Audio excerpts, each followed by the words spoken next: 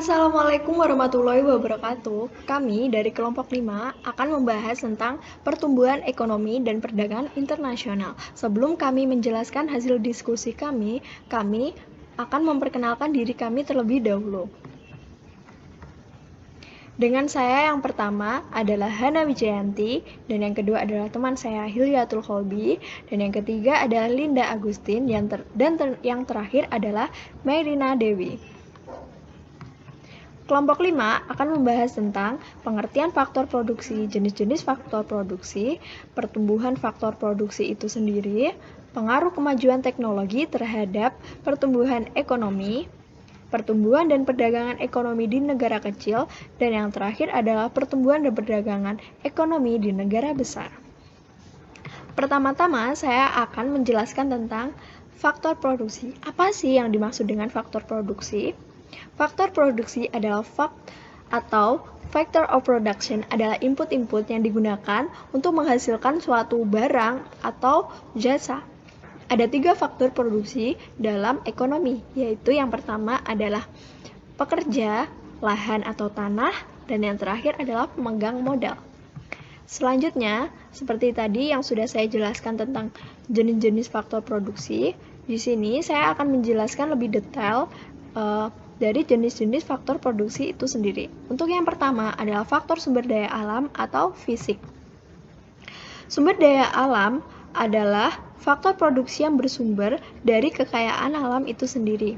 Untuk faktor sumber daya manusia atau tenaga kerja merupakan faktor produksi yang kegiatan produksinya dilakukan secara langsung maupun tidak langsung. Untuk faktor sumber daya manusia atau tenaga kerja ini sendiri terbagi menjadi 2, yaitu berdasarkan kualitas yang berisi ada 3, yaitu tenaga kerja terdidik, tenaga kerja terampil, dan yang terakhir adalah tenaga kerja yang tidak terdidik juga tidak terampil. Dan jenis yang kedua adalah berdasarkan sifat pekerjaan, yaitu tenaga kerja jasmani dan tenaga kerja rohani. Untuk faktor modal itu sendiri, modal atau capital memiliki peranan penting dalam pencapaian serta kelancaran kegiatan suatu produksi. Faktor modal ini terbagi menjadi beberapa jenis, yaitu yang pertama adalah berdasarkan sumbernya, seperti modal sendiri atau modal asing. Yang kedua adalah berdasarkan sifatnya, yaitu modal tetap atau modal lancar. Yang ketiga adalah berdasarkan bentuknya, yaitu modal konkret atau modal abstrak dan modal abstrak. Dan yang keempat, berdasarkan kepemilikannya, yaitu modal sendiri atau modal publik. Dan yang terakhir adalah faktor kewirausahaan. Faktor kewirausahaan adalah suatu kemampuan di mana yang ada di dalam diri seseorang menggunakan faktor produksi itu sehingga mampu menghasilkan hasil yang diharapkan dan sesuai dengan keinginan kita. Ada beberapa hal penting yang harus dimiliki oleh seorang wirausaha. Yang pertama yaitu adalah perencanaan atau planning, yang kedua adalah controlling atau pengontrolan, yang ketiga adalah penggerakan atau actuating, yang keempat adalah perencanaan atau planning, dan yang terakhir ada faktor sumber daya informasi. Apa sih faktor sumber daya informasi? Faktor sumber daya informasi adalah suatu faktor produksi yang mengenai teknologi. Untuk penjelasan mengenai pertumbuhan faktor produksi akan dijelaskan oleh teman saya yaitu Hilyatul Kholbi. Selanjutnya, saya akan menjelaskan tentang pertumbuhan faktor produksi. Yang pertama yaitu pertumbuhan tenaga kerja dan akumulasi modal dari waktu ke waktu. Peningkatan kontribusi waktu kerja, tenaga kerja, dan modal dari waktu ke waktu akan menyebabkan batas produksi suatu negara bergeser. Contohnya yaitu jika suatu negara memiliki tenaga kerja yang melimpah, otomatis negara tersebut akan mengeluarkan output yang lebih banyak. Hal tersebut akan mengakibatkan pertumbuhan ekonomi suatu negara. Contoh yang lainnya misalnya negara tersebut memiliki modal yang lebih banyak. Hal tersebut juga bisa membuat output yang dikeluarkan negara tersebut juga meningkat dan banyak. Hal tersebut juga bisa mengakibatkan pertumbuhan ekonomi negara tersebut. Yang kedua yaitu teorema Ribczynski. Pada harga komoditas konstan, peningkatan dari salah satu faktor akan meningkatkan output dari komoditas pada intensif dalam faktor itu dengan proporsi yang lebih besar dan akan mengurangi output dari komoditas lainnya. Di situ, jika negara tersebut memiliki tenaga kerja yang lebih banyak dan menghasilkan output yang banyak hasil dari tenaga kerja tersebut, berarti hal itu disebut dengan padat tenaga kerja. Namun, jika negara tersebut memiliki modal yang banyak dan menghasilkan output yang banyak dari hasil modal itu, hal tersebut disebut dengan padat modal. Yang selanjutnya yaitu pengaruh kemajuan teknologi terhadap pertumbuhan ekonomi. Pertumbuhan ekonomi selain dipengaruhi oleh faktor produksi, juga dapat dipengaruhi oleh faktor teknologi.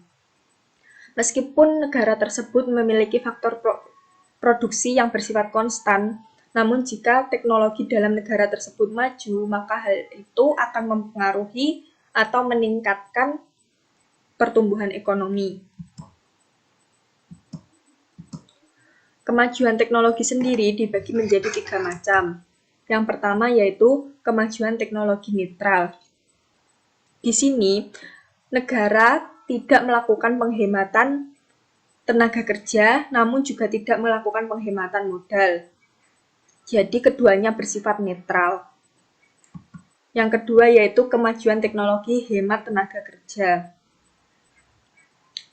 Maksudnya adalah secara keseluruhan pertumbuhan ekonomi negara tersebut meningkat. Hanya saja dengan melakukan pengurangan dalam tenaga kerja. Mereka cenderung sudah melakukan produksi dengan teknologi-teknologi yang canggih, sehingga mereka melakukan pengurangan dalam tenaga kerja. Dan yang terakhir yaitu kemajuan teknologi hemat modal. Di sini, suatu negara mengeluarkan modal yang lebih sedikit, namun dapat menghasilkan output yang lebih banyak. Yang selanjutnya yaitu kemajuan teknologi dan batas produksi suatu negara. Yang pertama yaitu faktor produksi. Di sini ada contoh kurva. Kurva kemungkinan produksi adalah kurva yang menggambarkan berbagai kemungkinan kombinasi maksimum output yang dapat dihasilkan. Ambil saja contoh suatu negara memproduksi 2 jenis barang, yaitu barang X sebagai barang konsumsi dan Y sebagai barang modal. Jumlah total maksimum yang dapat diproduksi sebagai barang modal adalah sebesar 1000 unit. Pilihan kombinasi maksimum yang dapat dipilih akan tampak dalam gambar berikut.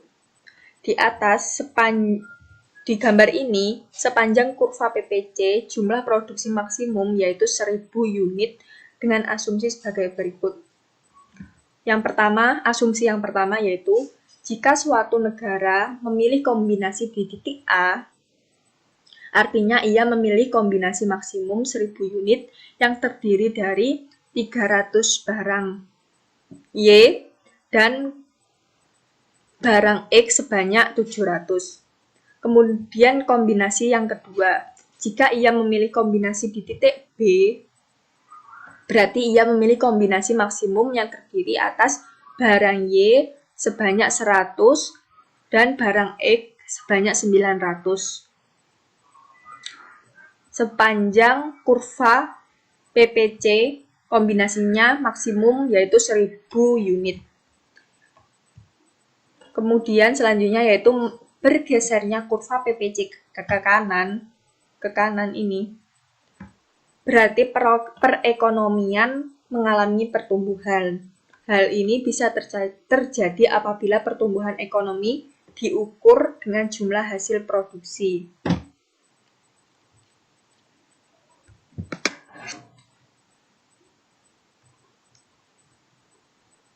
Yang kedua yaitu kemajuan teknologi. Selain faktor produksi, kemajuan ekonomi juga disebabkan oleh kemajuan teknologi suatu negara tersebut. Selama kurva batas kemungkinan produksi naik ke kanan atau atas, hal tersebut menandakan pertumbuhan suatu ekonomi. Seperti yang dijelaskan di poin C ini, bergesernya kurva PPC ke kanan, yaitu kurva batas produksi suatu negara ke kanan, berarti perekonomian dalam negara tersebut mengalami pertumbuhan. Sekian yang bisa saya jelaskan. Presentasi selanjutnya akan dibawakan oleh Linda Agustin. Terima kasih. Ya, jadi di sini saya akan menjelaskan mengenai pertumbuhan ekonomi dan perdagangan di negara kecil.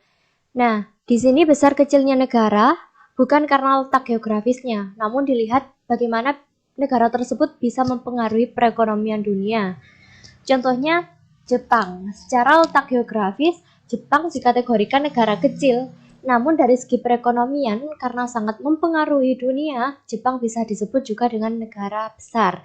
Nah, kembali ke pengertian dari negara kecil. Negara kecil ini merupakan negara yang tidak mampu mempengaruhi harga dunia. Seperti misalnya Indonesia. Indonesia besar secara geografisnya, namun Indonesia dikatakan negara kecil karena Indonesia belum bisa menguasai harga pada perekonomian dunia. Nah, berdasarkan pengertian tersebut, ada contoh konkretnya, yakni IMF percaya ada salah satu negara terkecil di Amerika Selatan yang kemungkinan akan mengalami kenaikan dramatis dalam pertumbuhan ekonomi tahun depan. Negara itu adalah negara Guyana. Pasti kalian semua pernah dengarkan negara Guyana. Ya, negara Guyana ini ada di perbatasan Brazil, Suriname, dan Venezuela di timur laut Amerika Selatan. Nah, negara ini diperkirakan akan mengalami pertumbuhan ekonomi sebesar 86% pada tahun 2020. Menurut IMF, angka tersebut naik dari 4,4% pada tahun 2019. Ekspansi eksplosif mencatat pertumbuhan ekonomi tercepat di dunia. Yang pasti ekspansi ekonomi Guyana diproyeksikan akan naik menjadi 40 kali lipat dari yang diharapkan dari AS. Nah, alasan IMF memproyeksikannya itu adalah karena Guyana memiliki jumlah minyak tertinggi untuk setiap orang di negara maupun di dunia. Jadi Guyana sebelumnya ini merupakan negara termiskin di Amerika Selatan.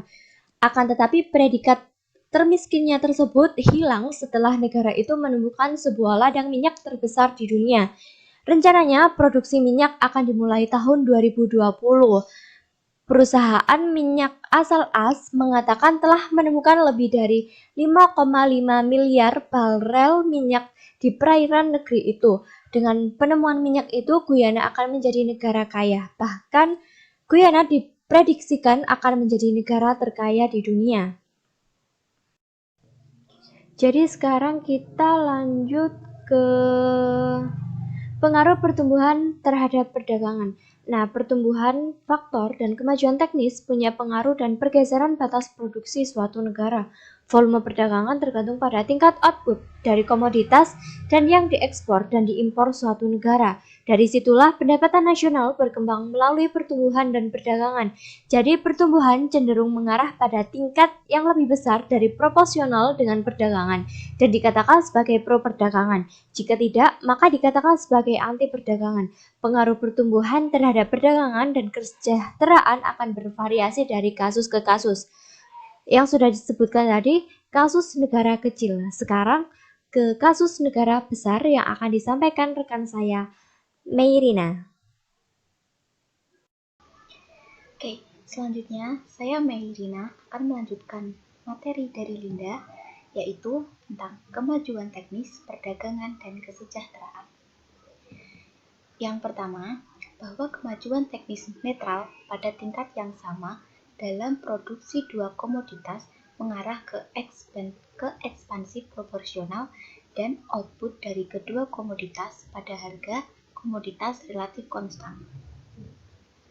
Kemudian yang kedua, dengan produksi yang bersifat netral dan konsumsi yang bersifat pro-perdagangan, volume perdagangan akan berkembang secara proporsional lebih dari produksi. Dan yang ketiga, jika kemajuan teknis netral terjadi hanya dalam produksi X di negara satu, maka batas produksi negara satu akan membesar hanya sepanjang sumbu X. Dan yang selanjutnya, pertumbuhan ekonomi dan perdagangan di negara besar. Jadi negara besar merupakan negara yang perekonomiannya itu mampu mempengaruhi perekonomian di dunia. Jadi bisa dikatakan bahwa perekonomian di negara-negara besar seperti Amerika berpengaruh besar terhadap perekonomian di negara-negara kecil. Selanjutnya yaitu mengenai hubungan antara pertumbuhan ekonomi dengan perdagangan internasional.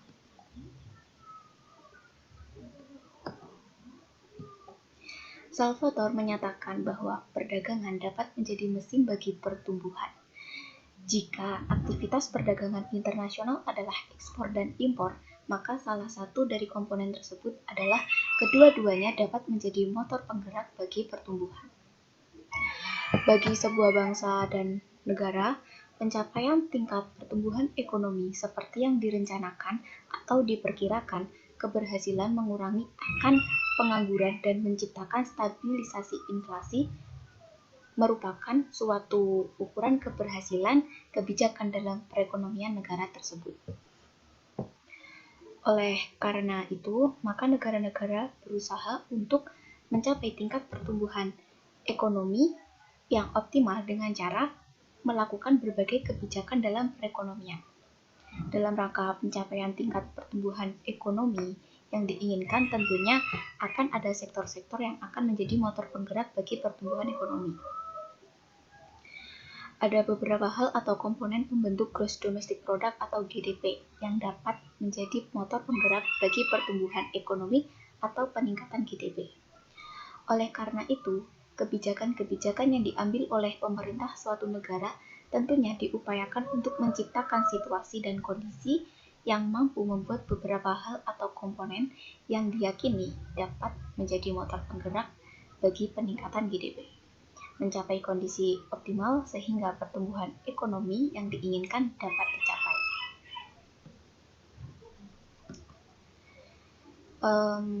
Hanya itu yang dapat kelompok kami sampaikan.